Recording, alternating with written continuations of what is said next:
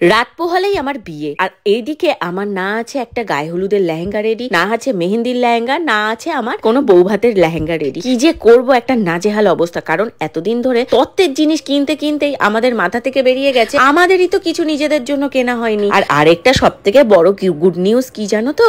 Good নিউজটা হচ্ছে স্বর্ণর পাঞ্জাবি এখনো কেনা হয়নি, না বিয়ের না বউ ভাতের। কি করবো আমরা নিজেরাও জানি না। মানে আমাদের এখন একদম লাস্ট মোমেন্টে এসে টনক নড়েছে যে এই মুহূর্তে আমাদের জিনিসগুলো না কিনলে এরপর আর আমরা বিয়েতে নতুন জামা কাপড় কিছুই পরতে পারবো না। এরকম কি তোমাদের কারোর সাথে হয় যে বিয়ের তত্ত্ব কিনতে কিনতে নিজেদের কথাই ভুলে যাও? আমাদের সাথে ঠিক এইরকমই হয়েছে। তাই জন্য শেষ মুহূর্তে এখন চলে এসেছি আমার জন্য মেহেন্দি আর গায়ে হলুদের লেহেঙ্গা দেখতে। দেখো তো, এইখানে একটা হলুদ রঙের লেহেঙ্গা দেখানো হচ্ছে, আর দিদিও আমার সাথে কোমর বেঁধে লেগে পড়েছে। ও লেহেঙ্গা খুঁজতে চলে এসছে, কারণ একটাই মাত্র বোনের বিয়ে। ও তো বুঝতে পারছে না কি দিয়ে কি করবে, ও নাজেহাল হয়ে যাচ্ছে। ঠিক এইরকম নাজেহাল হয়েছিলাম ঠিক আমার দিদির বিয়ের সময়।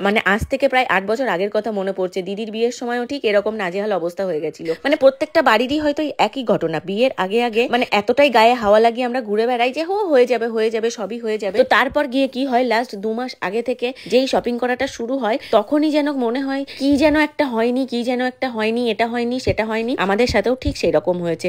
যারা এরপর বিয়ের জন্য রেডি হচ্ছে তাদের উদ্দেশ্যে একটাই কথা বলবো, প্লিজ আর যাই করো নিজেদের জিনিসগুলো, নিজেদের জামা কাপড়গুলো একদম আগে রেডি করবে। তারপর তত্ত্বের জামা কাপড় যা হবে বা তত্ত্বের জিনিস সেগুলো তোমরা পরে করবে। যেই ভুলটা আমরা করেছিলাম। অ্যাকচুয়ালি কি হয়েছে, আমার বাবা মা এতটাই ব্যস্ত যে সবটা আমাদেরকেই নিজেদের হাতে করতে হচ্ছে। আমি, স্বর্ণ আর আমার দিদি মিলেই এই 3 জন মিলেই সবটা নিজের হাতে করছি। জামাইবাবুও ব্যস্ত থাকছে, জামাইবাবুও পারছে না। তো যার জন্য আমরা 3 জন মিলে এত বড় একটা সমস্ত অনুষ্ঠানের সমস্ত কিছু অ্যারেঞ্জমেন্ট করতে গিয়ে নাজেহাল অবস্থা হয়ে যাচ্ছে। তবে আমাদের একটা দিক থেকে আমরা বাঁচোয়া হয়েছি, ক্যাটারিংটা যেহেতু আমরা ফুল ক্যাটারিং দিয়ে দিয়েছি, তো সেই দিকে যেমন আমাদের একটা চাপ নিতে হচ্ছে। কিন্তু বিয়ে বাড়ির ভাড়া থেকে শুরু করে শপিং থেকে শুরু করে সবটাই আমি আর স্বর্ণ দুজন মিলে বেশিরভাগটা করেছি। তারপর দিদিও যতটা পেরেছে। দিদি যখন ফ্রি হয়েছে, ওর ছোট বাচ্চা যেহেতু, ওকেও তো আমরা কিছু চাপ দিতে পারছি না। ছোট বেবি নিয়ে ও প্রতিদিন আমাদের সাথে, দেখতেই তো পাচ্ছ কিরকম শপিং করতে ছুটছে। আর তার সাথে ছোট্ট লিটিল গোল্ডও কিন্তু আমাদের যথেষ্ট সাথ দিচ্ছে। অত ছোট একটা বাচ্চা হওয়ার পরেও ও যেভাবে আমাদের সাথে ঘুরে ফিরে বেড়াচ্ছে সারাটা দিন,